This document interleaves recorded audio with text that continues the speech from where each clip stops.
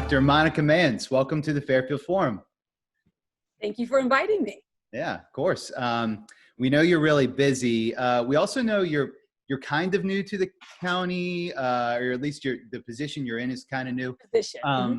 Yeah. So, question: Have you been able to make it out to Fairfield in your time with the county?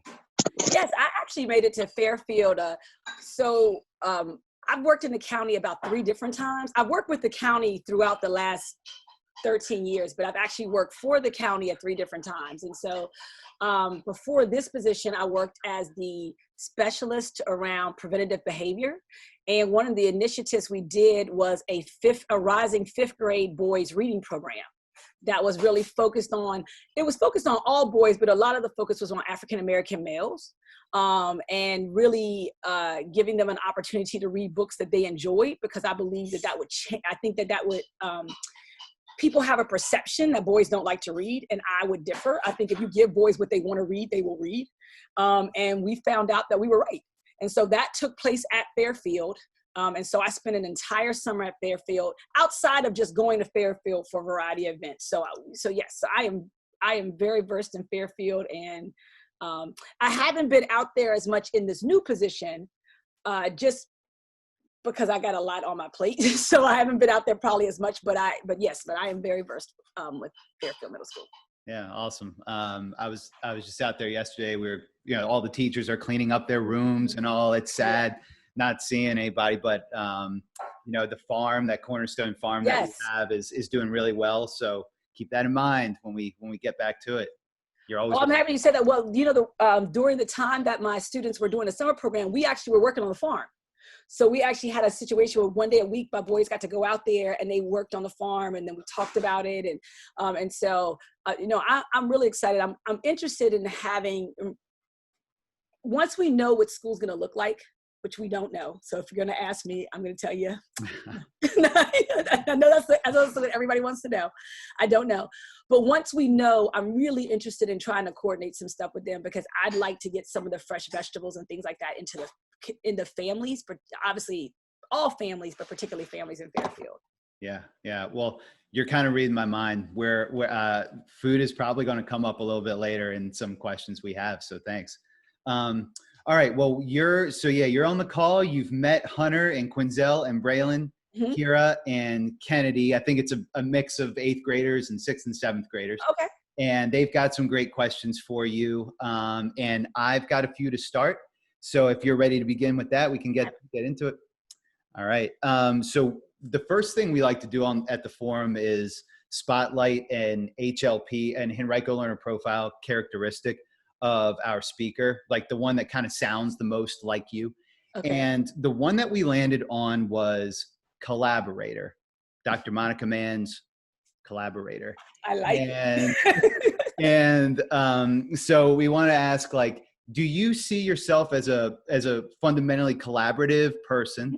And to that, when you're talking about collaboration and teamwork, you're often not working with people who you choose to work with, or people who look like you, or people who share the same habits or intensity as you do.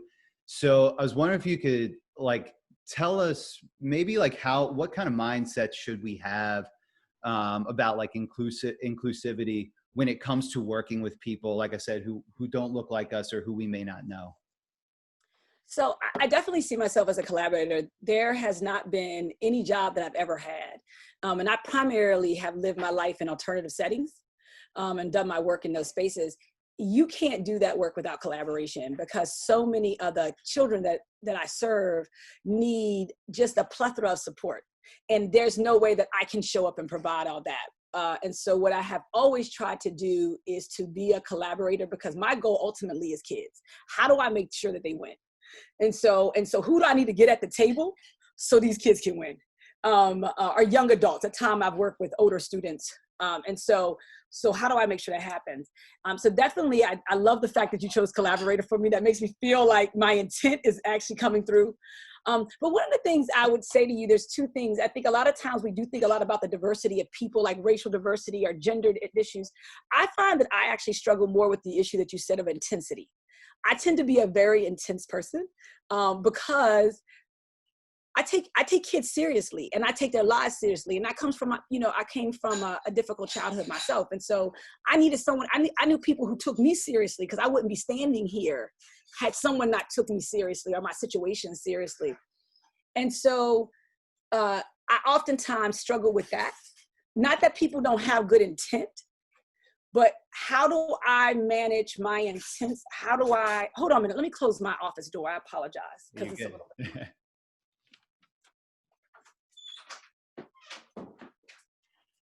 Sorry about that. How do I measure up my intensity or with that? So I think you have to do some expectation setting when you start any project. And you also have to get to know the other people so you can appreciate what you can expect of them. And then you have to not judge them, because it's easy to judge when you're in these roles, because you think that you're doing good, right? I'm doing good. So when you're not doing to the intensity that I'm doing it, then you're not doing good. And that's not fair. And that took a lot of growth on my part, because I didn't start there. I was one of those people who was like side-eyeing. But I think as I moved into roles of leaders, I had to begin to understand how everybody shows up. And part of my job is to motivate them to be as intensive and not just to expect them to be. And so that is a different, so I would say to all of you all is that understand that there has to be strategic components of decision-making about how you navigate things. And then you have to be self-reflective. You got to be willing to step back and look at yourself and say, am I helping? Because like, just because I'm intense and they're not moving, but if I'm side-eyeing them, that's not, if my goal is to help these children, like that's not moving kids forward. So I had to really reflect on myself and make some personal changes in how I did business, so I could then identify how to better bring together my team and have the appropriate expectations and motivate them to do the best within the context of their expectations, so we could all together work on whatever project or goal that I was working on. That's a very long answer for a pretty short question. No, it's great. The part you said about reflecting on self-reflection is so important, because it's not like you're not always reflecting on the final product. You have to reflect on the process that got you there. Mm-hmm. And so certainly, like as you said, if it was a struggle early on for you to like understand what intensity means for different people, you were able to understand that because you reflected on it yourself. Mm-hmm. Which is it's good to hear. So our theme is excellence. So like this whole speaker series, we've been kind of crafting a definition from our speakers about excellence. And kind of to summarize, it's we've heard that excellence is something that's motivated by like passion to start. Mm-hmm. Passion and loving what you do and doing it for the people who are counting on you to do it, like the people on your left and your right. Mm-hmm. And that no matter where you are in the team or the organization, no matter how visible you are, or if you play like a side role or a behind the scenes role, excellence is still a mindset that you can apply to that job no matter what it is. Yes. So like to ask, do you have anything that you'd like to add or amplify or change in that definition that we have so far? No, I definitely think that when I think about excellence, I think about the components of it. A lot of times when you talk about excellence, when I think about a school, it's one thing for my teachers to be excellent, but I need my custodial staff to be excellent. I need my nurse to be excellent. I need everybody. I need for my front desk staff to be excellent, because, and so part of that is, again, taking the time to understand the roles, because sometimes, again, we set expectations for excellence, but if I don't understand what it means to have an excellent, clean room, how do I hold a custodial team accountable to what excellent looks like? So part of it, I would say, to add to that would be really taking the time to understand and gaining knowledge. because it's great to set a standard of excellence, but if you start off without a lot of knowledge, you don't even know how to get to excellent. I like that definition. I think about our staff, our C&M crews, and our you all have an excellent Fairfield. I'm gonna tell you now, your the person who keeps up the property, he is excellent. He's on. But I go to schools all over the county, and it doesn't look like that. Yeah, it's beautiful. I mean, he just does an amazing job. Yeah. Well, I will make sure he listens to this part. Yes. So yes. he knows. and I'm gonna tell you, it's known through the county. Yeah. People talk about how well he keeps up the grounds at Fairfield. And I think that we also, with excellence, you have to recognize, you gotta have recognition too. Cause like when you do excellent, I need to make sure you know. I tell people, give me my roses while I'm living, cause I'm gonna give you yours. And I try to make sure I give my roses to everybody that I can, because you don't know what that compliment is going to mean for somebody. Yeah, exactly. Well, thank you for that. Okay, shifting gears a little to the Office of Equity, Diversity, and Opportunity. I've got some follow-ups here, but could you talk a little bit about in broad strokes, like what the mission is of the office, what the vision is, and kind of what your role has been in that office? So there's a whole mission statement, so I don't want to read your whole mission statement, but generally it is to just address the issues of inclusion and fairness and equity within our district, if you want to put it like in a very brief one. And so what I did is there's about 7 focus areas that we have been really working on. And I'm going to have to close my eyes because I got to walk you through them. But let me say about my focus areas, those were not arbitrary. Those focus areas actually came from, I did a listen and learn session when I first took my job. And based off of what the community told me, that is what I created those based on. And then I included some that came up out of requirements from my job. So I want to make sure that we start off by saying is that I did not choose those arbitrarily. Mm-hmm. I wanted to be responsive to what the community told me was needed. So one of the big ones is ensuring that we are engaged in more culturally responsive teaching practices. The other one is working with human resources to ensure that we have more diversity of teachers in our school staff. The other one is working to ensure in our education component that we have more students in gifted, more students in advanced placement courses, more students taking CTE classes, more of the advanced CTE classes that have the college credits along with it, and more students enrolled in specialty centers. So all that's kind of grouped together. So that's a lot, but it's all kind of grouped together. I also work with a group called EDAC, which is our Educational Diversity Advisory Committee. And so they are dealing with any issues that come to me just generally. So that is one of our mission areas. Working with community learning centers. I oversee the community learning centers. We do not have one at Fairfield, sadly, but we do have one at 3 other schools, and we put in for a 4th one. And we are also working on putting a community hub at Highland Springs High School potentially.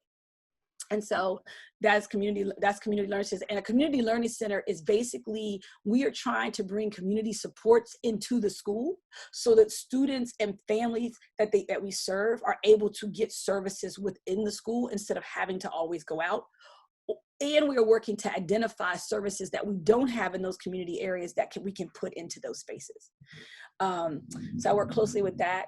I do a lot of the equity work with the schools. So I oversee equity teams at every school. So trying to address issues that are coming up particular schools. There is not a blanket statement. Some schools have different issues. And so I support that. I support PD around cultural sensitivity. And I do student empowerment. So I have equity ambassadors. I recommend all you young people join equity ambassadors when you get to high school. Ooh, you'll get to see me more often. But I run that. I do student voice for equity ambassadors, where I really want students to be involved in the work, because I think that through them, we are going to move this work forward. So those are primarily what I do. You're very busy. You sound very busy. Well, so Thank you for that. I wanted to get into a little like how your office. Okay, I'll back up. So for the students listening, in a school system, it's not that every single adult is a teacher. Yeah, There's much more to the picture here. And during this closure, closure due to the pandemic, a lot of pretty much everybody who's a teacher or working with instruction is kind of playing this wait and see game where we don't know how we're going to go back, and we don't, we're learning virtual learning just the way you guys are. But Dr. Manns, it occurs to me that your office is sort of community facing in a way that you can be adaptive and responsive to what's going on in the community, in issues involving equity, because those issues are becoming a lot more starker now that we're learning that the virus, for example, is affecting groups of our fellow Americans differently than others. absolutely. Not just age, but based on race. Yeah, absolutely. And we're also learning that access to the internet is not, it's not the same in every single area of Henrico or the nation. So I was wondering, like, how is your office and your job kind of evolving as the issues of equity are evolving? And if you want to just cut to it, like, what can we do to help? What are solutions that we can pitch in for? So I'll tell you what we're doing, but then I can tell you what we can help, because I think it's really important that students feel empowered, that they have a voice in this, and that that they can do something about it. Because I think sometimes when we're so busy trying to save students that sometimes we don't realize how much power that they actually hold. And so I'll tell you again. So I'll break that down into two parts. So what we are doing or evolving into is, one of the concerns that I've had is about the disproportionality of African Americans dying, and I always start that conversation to make sure that we understand the layers to that. Right? We got to understand that when we are staying at home and working from home, most of the African Americans that are the parents of my African American students don't have that privilege, right? They're still working. Like, there's a whole world out there while we're working from home that have never quit going to work. It's just never stopped. And so I think, first off, part of my job is to make sure that everybody at the leadership table understands that. So when we're beginning to make decisions, that we are making decisions. So I'll give you an example. We did so many of our classes during the day. Well, that sounds wonderful if you're staying at home. But if mama went to work at 9 o'clock this morning, and mama doesn't get off to 5 o'clock in the afternoon, but you want her second grader to do their assignment at 10 a.m., walk me through how that's going to work out. So we can't make decisions because it makes sense for us and convenient for us and our privilege. We have to make decisions that are convenient for the people that we're saying we serve. And so part of that, my job is to be that voice at the table, which, and saying, hey, as we think about what teaching and learning may look like next year, if we're not considering that, then you are automatically excluding 60% of the students that we serve. Mm-hmm. Because the idea that they're going to be able to academically get their child to sit down at a time in which is convenient for us is unrealistic when they're at work. And so I think, so again, I use that as one example. Another one is, I just had a conversation yesterday where I've been saying to them consistently, we got to have conversations about grief and loss. Because in the African American community, because their parents have been out there working, and even if the parents have not passed on, they could have potentially passed that on to their grandparent. And oftentimes that grandparent is the primary caretaker for these children. Mm-hmm. They are oftentimes the person who provides them financial support. They're also the person who may hug them when they're not at their most huggable. So how are we ensuring that our students, all students, not just African American students, but all students, are going to come back and get that support with grief and loss? Because I think that's going to be integral to how our students feel connected to schools, and also how they are navigating the world outside of schools. So I can go through all, mini kitty vento. Sounds great. Everyone's going to get a computer. We're going to get them a hotspot. But if I have a child who's living in a car, walk me through what that looks like. Where are you plugging in the hotspot? Like, so tell me, what are we talking about here? And so having to oftentimes be that person to say, let's just make sure that we're talking about all students. Sending out, when we did the EdFlix, great that you did it in English, but what about my parents who don't speak? So then they had to go back and do it in other languages. So part of my job is to be, is to be, I don't want to say the agitator, because that's not really what it is. It's just to be, the voice on the side to say, hey, are you thinking about these things? These things are pertinent. Now, what I say for students is, I don't know everything, right? I am not always aware of issues that could be going on. Email me. Email your principal. CC me in on the email you send to your principal. Because there are equity issues that I may not be thinking about. I can say, these are the ones I know. I constantly am reading. I read for an hour and a half every single morning on something to do with equity. So I'm constantly aware and thinking about this work. But I could easily miss things. And that's where students need to realize that they have a voice at this table, because we are doing things to you. And we need to make sure that we're doing things for you. And the only way that we know we're doing things for you is if we hear what's going on.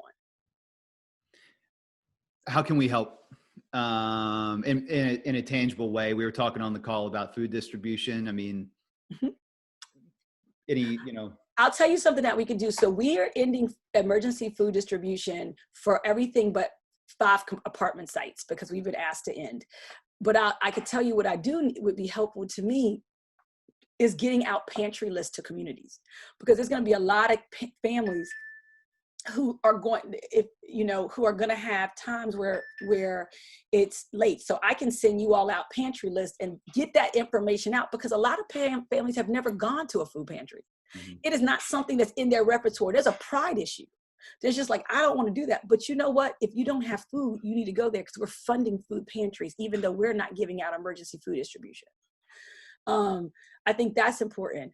Also, letting us know, how is virtual learning working and what isn't working? I really need to understand that.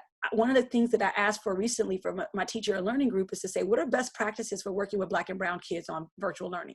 Because they don't look the same, right? And one of the things that we have to understand is that's okay. Like, me saying that does not negate somebody else's experience. By me saying, hey, Black and brown kids are talkers. They like to talk through information. They want to chit chat about it. They want to get up, they want to move. It doesn't mean that they're better or worse than another kid who doesn't choose to do that. And it doesn't mean that all Black kids want to do that. But we know as a framework that that is how best our students of color learn, particularly Black and brown students. So if we understand that, the research shows that, and we are putting them on a virtual lesson, walk me through what we're going to have that look like for them. Because having them do PowerPoint all day, to me, based on, I can't foresee how that's going to work well. I'm just saying. So I've really challenged them to say to me, what do you, well, no, all kids do this. I'm not interested in all kids. I'm interested in you delineating different groups and saying, hey, we know these groups learn differently. Let's make sure that we at least speak to their learning style to the extent that we can. Again, I think that sometimes when we have those conversations, people think that it's one group is better or worse than another. That's just saying, hey, no, there's a collectivist culture among Black and brown people. A collectivist culture tends to learn by having more engagement with each other. So if you go to a Black and brown room and it's silent, 9 times out of 10 research shows they're not learning anything. They're just being silent. Mm-hmm. Where it may look differently at primarily a white school, because that's okay, because they come from an individualistic culture. So they can individually learn in that space. And there's nothing wrong. It's not one is better than the other. But if we don't own that context, and we are only deciding that this is how we're going to teach, then you're leaving an entire group of people off the table. That's right. I think both of those steps are definitely something that everybody can pitch into, pantry lists and virtual learning, because we're all really. Yeah, tell me. I need you all to feed me, because they need to tell me some best practices, because I'm in these meetings and I got nothing. I'm just like, I can say that doesn't sound right, but I can't tell them what is right. Yeah. So you all giving me input would be very helpful in my meetings. Okay. All right. We'll get on that. Okay, I've got two more questions. One may be hard, one easier. Okay. I'll do the hard one first. So there is an idea out there called, all right, it's not really an idea, it's just, I guess, kind of a fact. It's called the problem of progress, where as things improve, like in our 21st century, we have so much stuff. We talk about, for example, food or technology, mm-hmm. where once upon a time, 200 years ago, 1,000 years ago, you had to fight, and hunt for every scrap of food you got, and there was no guarantee it would even taste good. Or think of like the worst, saddest flip phone that somebody has in their pocket right now. That's still more technology than President Kennedy had, during the missile crisis. So on one hand, it seems like we've made this tremendous progress with cheap, plentiful food in our supermarkets and technology. But the problem that some people might miss is that food, although we have a lot of it, is not healthy. It's not part of a great diet. And the folks who can't afford the healthy food are buying this mass-produced food that's contributing to health problems. And it's this cycle. When you talk about technology, it sounds great that we have phones and all, but it's putting adolescents in situations where of depression and cyberbullying, and so there's this unintended consequences. So my question for you is, what work still needs to be done in this century where we have so much? And when you hear things that are touted as like being great things of progress, how should we be skeptical and kind of poke that idea, knowing that there's probably a group that's being affected in a way we're not thinking about? I think we have to lead with empathy, right? And I think when I say lead with empathy, when you lead with empathy, I am trying to understand others and reflect on others within the context of my experience. Because I think that other people, I try to always lead with empathy. Like, that means I don't know your story. So let me start off by asking and seeking understanding. I look at every person like they're like I think of myself as I don't know if y'all know Zora Hurston. I think you all should know her, love her. But Zora Hurston was a cultural anthropologist, and cultural anthropologist is that they study people. And I always said that myself, like that's what I wanted to do. But they are detectives of culture. And so I try to approach people and cultures in that context. And so that way, when things come to me, like, let's say a cell phone or let's say food, whatever, I try to look at the culture and the people and try to understand how they are, how they exist within the context of whatever that situation could be. It could be cell phone usage. It could be taking home computers. It could be whatever. And so I don't do my background research just on the computer or the progress. I try to understand the context of the people that are engaging in that item, so I can then have empathy for how that item may be driving the driving force or the lack of driving force for that person. So when you tell me something, I don't think about that thing. I think about all the things that go around it. So if you say, hey, like with the computers, every student's going to get a computer. I am, in my mind, never thinking about the computer. I'm thinking about all the people who would engage with the computer and trying to appreciate how having that computer is potentially helpful, potentially harmful, or even if it's not even available. Like, so I think that to me is how I deem empathy, is this constantly trying to understand about the people who are engaging with that item. I don't know if that makes sense, but that's the way I kind of I think if we all showed up, we would step in far less potholes. Yeah, no, it makes total sense. There is nothing is ever so simple as being the great solution to these big problems. So that's a really neat framework that you talk about, and your mind goes there. Okay, my last question: what is the most impactful book, show, or movie or documentary, and why? And why should we view it? Oh gosh, so I'm a bookie. Okay. So let me see, what is 5? You can give a top 3 if it's easier.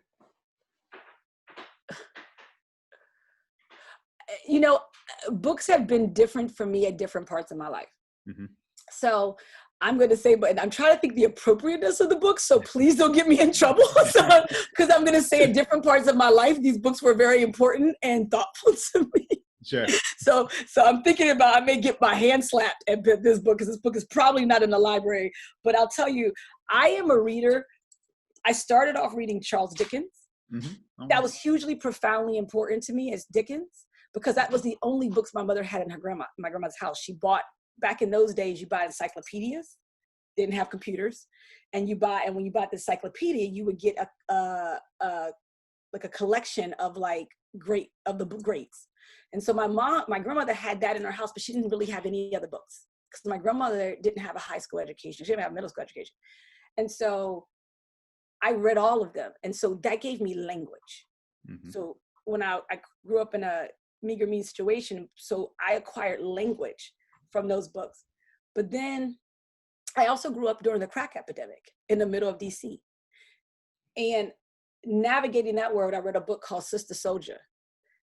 That made my story seem like it wasn't, like it validated my lived experience, because what I was seeing on TV, like I love the Cosby Show, but that didn't look like my life. Mm-hmm. And so I needed to have my experience validated. And so Sister Soldier did that. When I went to college, I was introduced to a woman named Bell Hooks, Ain't I a Woman? And Ain't I a Woman allowed me to be a feminist and a Black feminist, because Black feminism looks different. Because we never had the luxury as an African-American woman. I never had the luxury to be weak. We are built as African-Americans on the backs of our mothers, just because of the way slavery started and everything else. And after that, the civil rights movement and all that, we talk about Martin Luther King, but there would be no MLK if there were not all the women behind the scenes organizing everything. Mm-hmm. They organized everything, but we never hear about them. So Bell Hooks gave me a space to begin to see myself and empower myself. And so, and that's where I am now. So anyway, so I'd say that there are a lot of books that have meant a lot to me. But when I think about the evolution of who I am, I think about those 3 books as being pivotal points in my life, where it either it gave me knowledge, validated, or caused me great self-reflection or empowerment. It's funny how books have a way of meeting you precisely when you're ready to read them. Mm-hmm. It's like, wow, you couldn't have timed this more perfectly, me reading this, because it's like, wow, that just lines up with my life. It happens all the time. It's nice to happen to you too. Hey, okay, ready? Student questions? You ready, Dr. Mans? I am ready. All right, sweet. So we have 5 students on the call. So Quinzel, can you hear us? Yeah. All right, go ahead, man. How important is diversity to you, and what value does it bring? So diversity is extremely important to me. I think there's actually some research out there that shows that when you have diverse groups work together, they actually perform better and they are more lucrative for their company. So I always tell people, some people talk about diversity like it's a feel good, like, oh, you need to have more diversity because it makes you feel good. I always talk about it because some people, that doesn't change their belief in it. So I talk about it from numbers. You don't have to like diversity, but let me tell you what the numbers say. The numbers say when you have more diverse people at the table, you're going to get a better product. And so it behooves everyone, from people to companies, to have a more diverse space. I always give that opportunity at Gucci.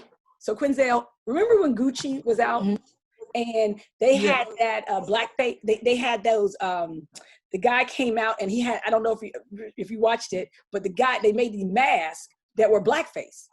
And you remember that? And so they spent millions of dollars producing all of these blackface items. Then they walked down the runway and people were like, you can't wear blackface on the runway. Y'all remember that? So no, I do. They had to throw away all those millions of dollars of Gucci items because people was like, boo. You can't have blackface on the runway. But had they had someone of diversity at the table, who's when that person presented that blackface, like, you know what, that probably isn't your best idea. You know what, you might want to move differently with that. They would have saved themselves millions of dollars. That's why it's important to have representation. So I don't even say diversity, I say representation. You got to have representation at the table, because you don't know on a business basis it make it. And then I also say to you all, particularly, one of the things I struggle with is that we have resegregated our country, right? We have created communities where Blacks live and whites live and, you know, Latinos live, you know, based off of housing. This isn't about schools, but based off of housing situations and what we can afford in our situations, and comfort. Because I'll be honest with you, I have a Black son. I can't put him everywhere. Not in this world. I can't put my Black son in everywhere. And I'm very clear about that. So I have to really think about where my Black son lives. I have 2 daughters, not that I love them to death, but they're not when I'm buying a house now, every house I look at, my son has to drive through without me at dusk and come back and tell me if he feels safe. And if he tells me he does not feel safe, I tell the realtor we can't see it. Because I have to make decisions with him in mind, right? But I also say to you all is that we have to know people who don't look like us. So one of the challenges I say to all of you all on here is that you have to surround yourself with friends who come from different lived experiences. Not that you cannot have friends that you're comfortable with that come from your similar experiences, but there also is something to be said with having friends from different lived experiences, because if you're always comfortable, then you're not growing. The only way to grow is to be uncomfortable. And some of my biggest learns was when I was in spaces that I was not comfortable. I went to 5 predominantly white institutions, 5. I have 5 degrees, all of them. And the number of times I was the only Black person in those spaces was probably most of them. But had I not in high school put myself in spaces where I was the only Black one, I would not have been able to manage it when I got to college. So I joined clubs with kids who didn't look like me. And I figured out how to navigate it. And then when I went to college, it was way easier. A lot of my Black friends who came from Birmingham, Alabama, I'll never forget this. We were in college. My first college is Berea College. We went there. They were trying to bring in more African Americans. There's a whole story behind that. So there's a ton of us that came in that year because they were really trying to bring in more African Americans to increase the diversity. Because if you go to Berea College, what all of y'all need to apply to, it's free. I got my first degree for free. Let me tell you, it's free. It's hard to get in, but it's free. But it's one of the first schools that were segregated, integrated in the country. And it's called Berea College. It's in Berea, Kentucky. Look it up. We're always in the U.S. News World Report. But they were trying to bring in more African Americans because originally the school was supposed to be half African Americans, a quarter, Native Americans, half African Americans, and poor white. Like that was the 3 groups they were supposed to serve. And then after, y'all don't want the whole story, but they moved the Black people out. So then they were trying to bring them back in. My Black friends who were Birmingham, they all dropped out. And it was because they were so used to being around Black people that they did not know how to navigate other spaces. And so one of the things I challenge you, be you Black or white, since I can't see who you all are on here, is that to make yourself be willing to be uncomfortable so you can grow. So that means join clubs and spaces that you're not, where it does not automatically lend to your comfortability based on your racial background. That's a long answer, Quinzel, to a very short question. I apologize. Thank you. Okay, our second question, we have Kennedy. Kennedy, are you ready? Can you hear us? Yes. Hey. So my question is, in your bio, it mentioned that a lot of people disapproved of your position. How did you feel with that type of criticism, and how did it make you feel when people say that they don't believe that inequity is an issue here in this county? You know, I don't argue, I just give them numbers. So you can go back and forth with people all day long, or you can just be like, you know what? Let me give you the data. So what I refuse to do is to argue in a space of ignorance. So I'm gonna give you the data. I'm gonna let you respond with your data that may potentially counteract mine, and then we can have a discussion from there. But what I'm not willing to do is to have an argument with you when you don't have data to back up your argument with me. Because that's what you have to first learn.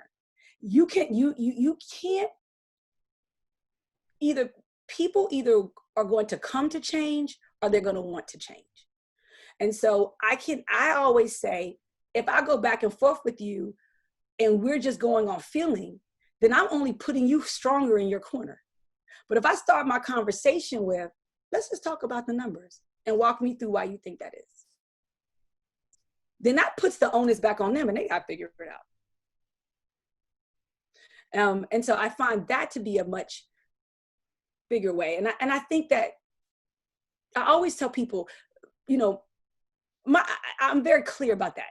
Short Plum Middle School is why my job exists, right? People don't like, you know, people don't want to say it. It is what it is. The issues that I deal with have nothing to do with Short Plum Middle School.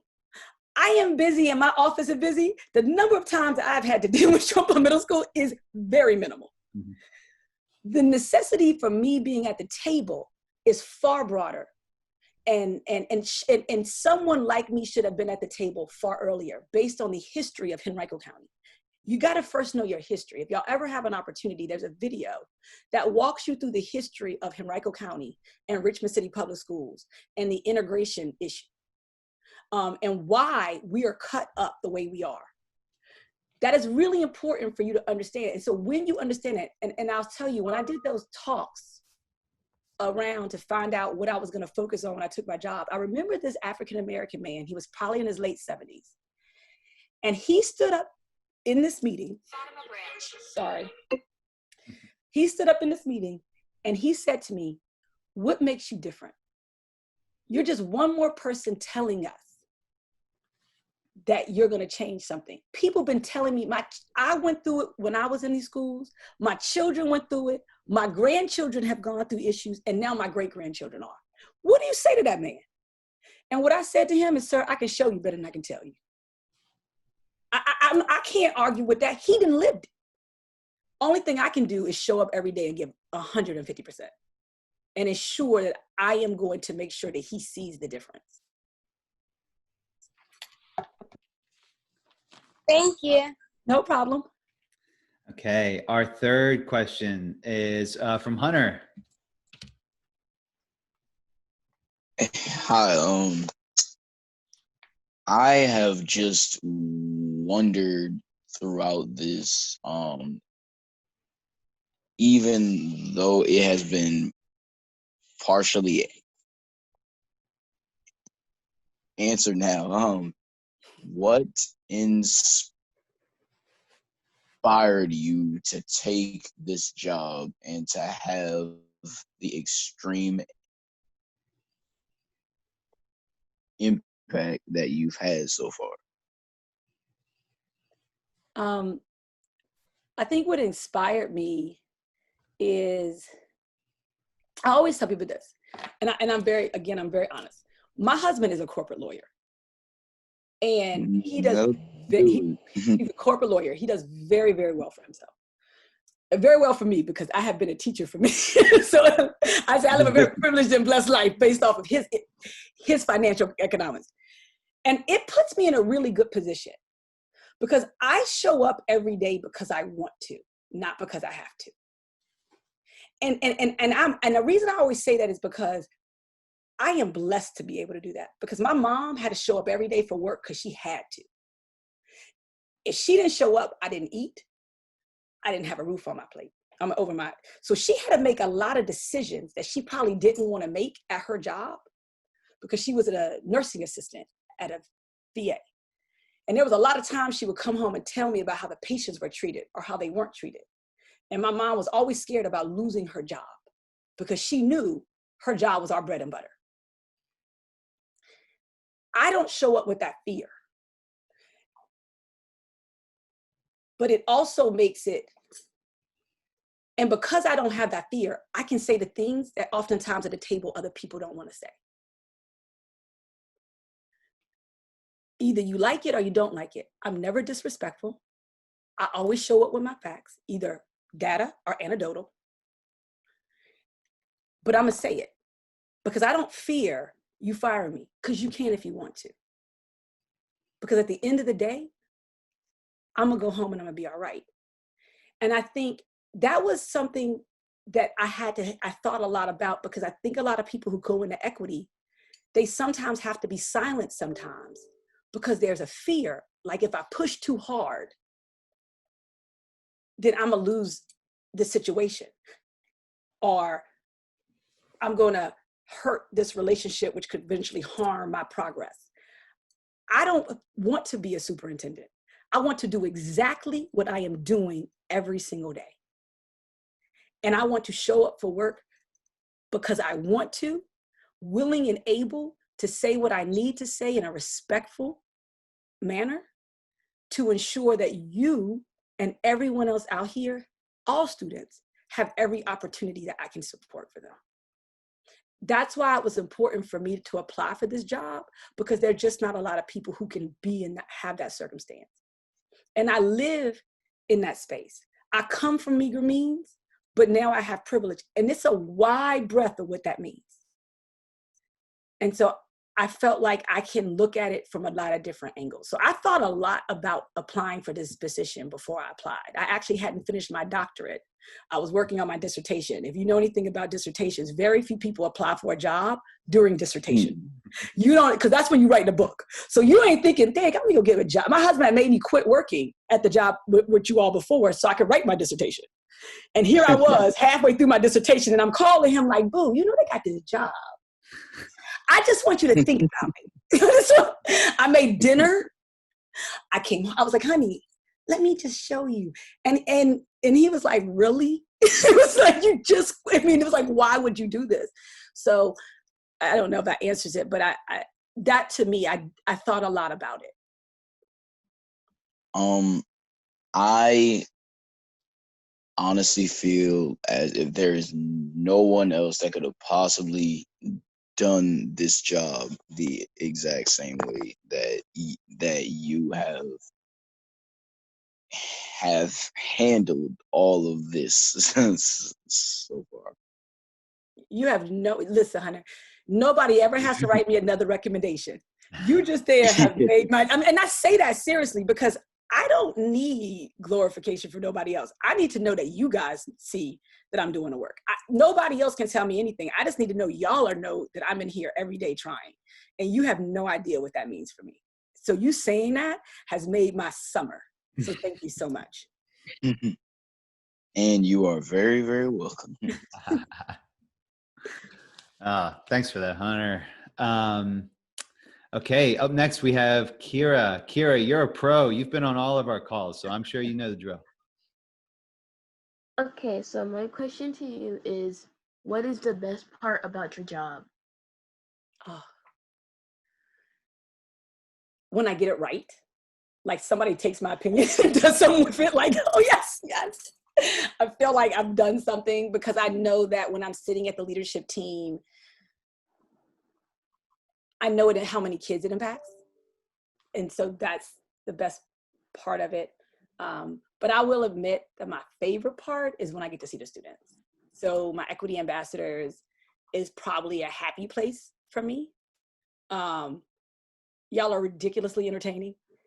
And I started as a teacher. I actually stayed teaching longer than most school administrators. I actually taught for, I would say 8.5 years at alternative schools, between juvenile facilities and alternative schools and public. So like I was a teacher and I was a special ed teacher.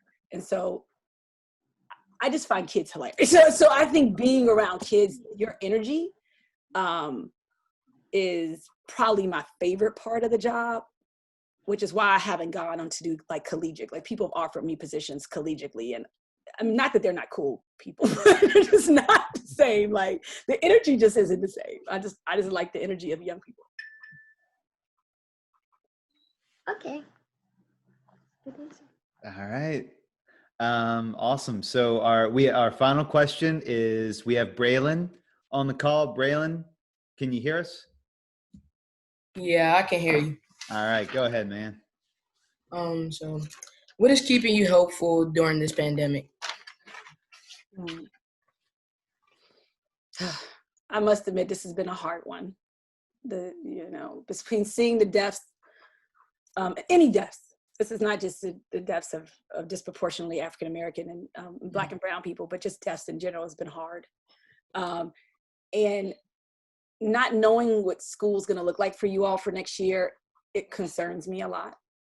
I worry about virtual a lot. And so I worry a lot. I'm a worrier. That's what makes me good. Remember I told you I'm empathetic, so I'm a worrier, Braylon, so I worry a lot.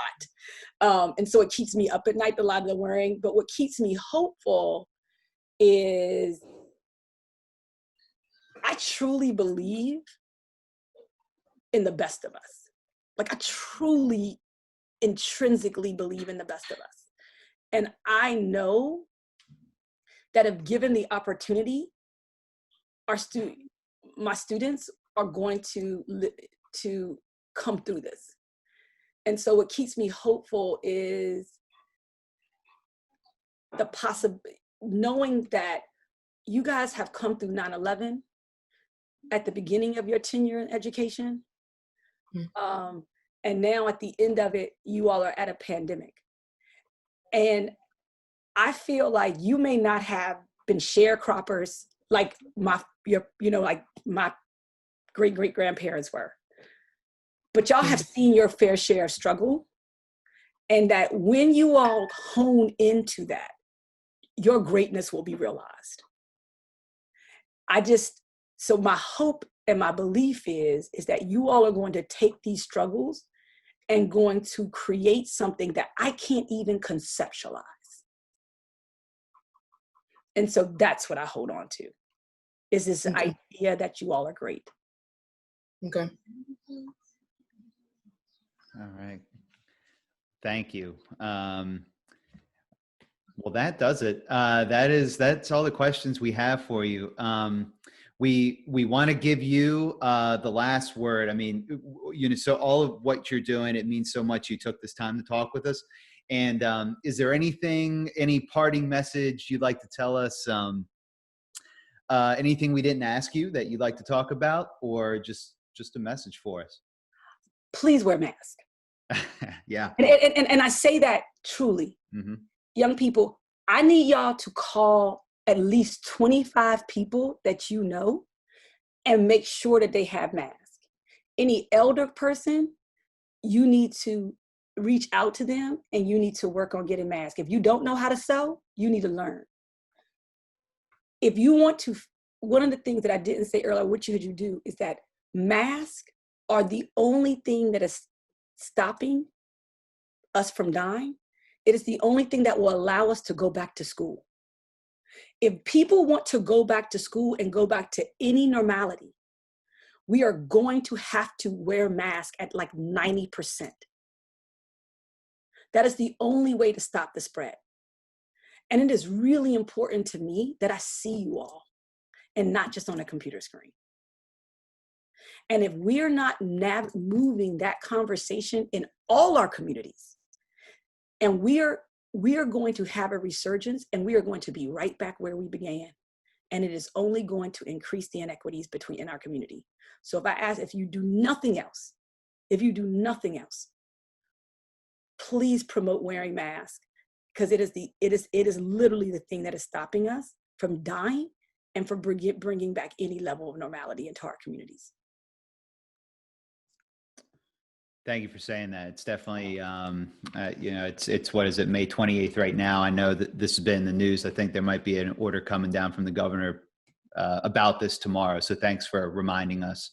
Dr. Monica Mans, thank you so much. When we get back to normal, you've got to come back. Absolutely. Love to do another version of this in person. In person, yes. Yeah. Yes. So good, right? In person. Yes. Well, thank you for the great work you're doing, and please, let us know, and we'll do our best to get the word out about how we can help you and your department, and help our community get back, keep everybody safe. All right. So thank you. Not a problem. Thank you all. Y'all have a wonderful afternoon. You too. Thank you. You No too. problem. All You right, too. bye-bye. Thank you. You too. All right.